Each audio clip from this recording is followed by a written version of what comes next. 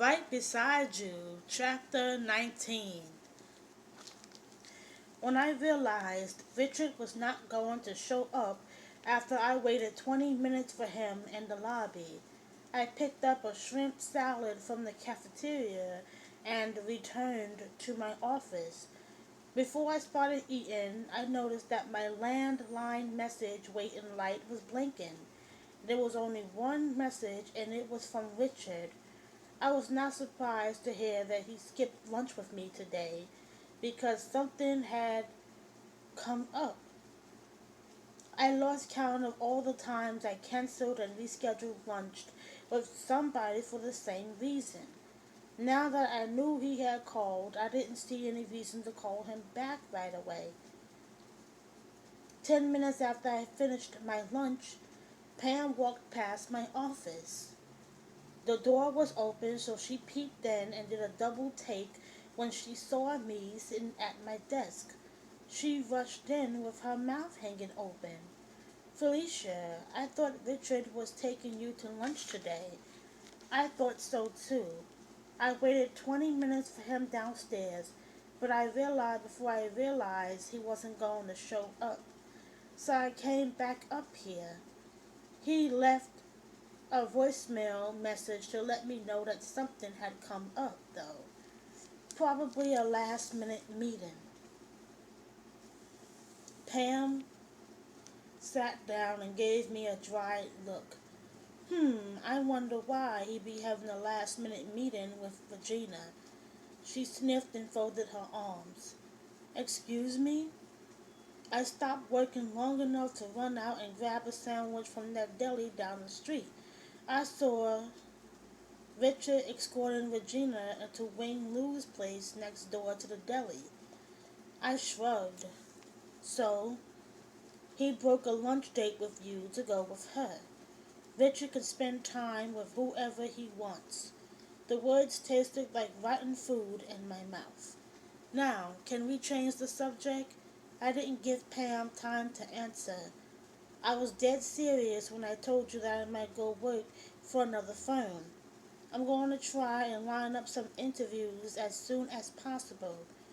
Christmas is right around the corner. This is a bad time to be looking for a new job. Why don't you just wait until after the new year? I don't think I can wait that long. Pam stood up with a sad expression on her face. Well, I hope you're only thinking about leaving. You'll never find another boss like Sam. But no matter what you decide to do, I'm with you all the way, she said in a weary tone. I better get back to my office. I'll see you on the bus this evening. I had not planned to leave early or take off the rest of the week until this afternoon. I had no right to feel slighted because Richard chose to have lunch with Regina instead of me, but I did. I was spinning out of control and I didn't like it. The most logical thing for me to do was to get over him. That meant seeing less of him, and I would start today by not riding the bus home with him. I sent an email to Sam to let him know that for personal reasons I'll be leaving in a few minutes and I won't return until Monday. On my way out, I stopped by my clerk's workstation to tell them the same thing. I hadn't taken off personal time in 10 months, so I didn't feel the least bit guilty. Are you feeling okay, Phil? Ramona asked. You look fine. I'm fine. I just need a little break, I said with a dry laugh. You all have my cell phone number. Give me a call if you need me. Make sure you collect all the materials after the class ends. I glanced around the hall area. If you guys want to put up the decorations before I get back, feel free to do so. Christmas is still over 3 weeks away, Mary Beth chimed in. I know, but a lot of people like to get started early. I already received a few cards. The folks in personnel and in the payroll department have already put up a few wreaths and streamers. If you guys want to wait until later in the month, that's fine. But we really need to get started on it by the end of next week. I hate for people to think that our holiday spirit was low this year. Despite the fact that I was slightly disappointed about Richard not showing up, I was still as excited about Christmas as always. Just thinking about how festive my apartment was going to look when I put up my tree and everything else lifted my spirits. But I still wanted to go home. When I got to my apartment, I immediately checked my messages. Daddy had called to say that he and Mama were having a ball in Tokyo, Japan.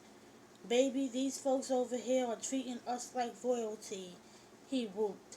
If I knew the language, I'd talk your mama into us moving over here for good.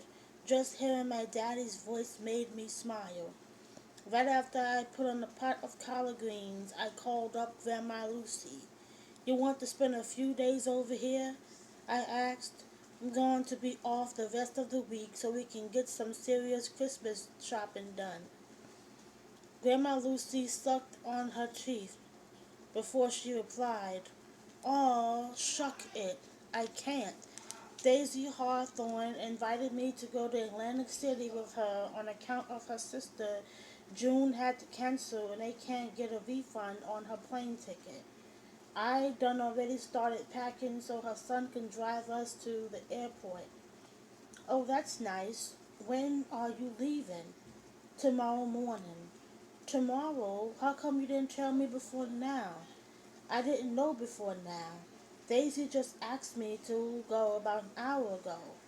I was going to tell you this evening when you got home from work. We'll be gone 5 or 6 days. Or did Daisy said 7 or 8? Don't forget to pack your pills and make sure you give the name of your hotel so I can check up on you every day." Grandma Lucy laughed. "Why do you need to check up on me every day? I'm a grown woman. Give me the name of the hotel anyway," I insisted. "I will." "Humph, you worry more than my mama did when I was growing up." Grandma Lucy let out a loud breath and then softened her tone. "Baby, get a life. Get yourself a husband so you won't have so much time on your hands to be fretting over me." I rolled my eyes and shook my head. "I'll let you go so you can finish your packing." "Phil, I just want you to be happy." "I am happy. I don't think you can stay that way too much longer by yourself." "What are you trying to say?" "I ain't trying to say nothing. I'm saying it. Get married before all your eggs dry up, or you won't never know what a blessing being a mama is. Let me go to my grave with a smile on my face." I couldn't think of anything to say other than good night. If I don't see you or talk to you again before you leave, have fun. Pam called me up from her house a few minutes after 6 p.m. "What's going on?" Her panic tone made me panic. I rubbed my tightening chest as she went on. "When I stopped by your office this evening so we can walk to the bus together, Sandy told me you left early and would be off until Monday. Did you have an emergency?" She paused and lowered her voice. "Or is this because I told you I saw Richard having lunch with Regina today?" "No, I was just feeling kind of blah, so I decided to take a break and refresh myself," I explained. "Why?" "Because I have a few things to sort out in the next few weeks." "Are you still thinking about leaving the company?" "Yes, I am." A moment of silence passed before Pam went on. "I'm worried about you, girl. I'm going to have Clyde come get you and take you to a movie or something tonight. I'm trying to get his mind off that heifer in Cleveland. Don't you dare send him over here. If he wants to have a relationship with that heifer in Cleveland, I don't want to interfere. Then I'll send him over to bring you a plate so you won't have to cook this evening. He's just waking up from his nap. Let me ask him. Before I could stop her, I heard mumbling on her end, and a few seconds later, Clyde was on the phone. Hey, Phil, I ain't doing nothing until later tonight. Do you want me to come over and bring you a bucket of chicken or something? No, you don't have to do that. I'm cooking some collard greens. Is that right? Well, if you ain't expecting company, do you mind if I come over and eat dinner with you? Clyde, I have a lot of things to do this evening, and I don't really feel like having company. I can't even come get them greens? Not tonight. I'm cooking a small bunch anyway. I'll be cooking some again soon, and you can come over then. Alright then, whatever that is, I just hope I'll be available.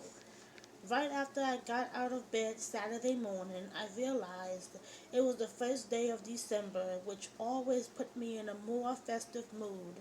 When I was a little girl, this was the day I started crossing off the days toward the countdown to Christmas. I spent most of the day shopping and at the movie theater a mile from my apartment. It had been a while since I'd seen a good movie, so I watched Crazy Rich Asians twice. When I got up Sunday morning, I called the same elderly church members I had left messages for. None of them needed my assistance any time soon, but each one was pleased when I promised to give them another call in a week or so. I had planned to go to church because Pastor Barkley always made a special Christmas speech every year on the first Sunday in December. But the next thing I knew, the wind was howling so hard my windows rattled, and the sky was so dark it looked like a gray tarp. Those dreary things made me change my mind about going out at all.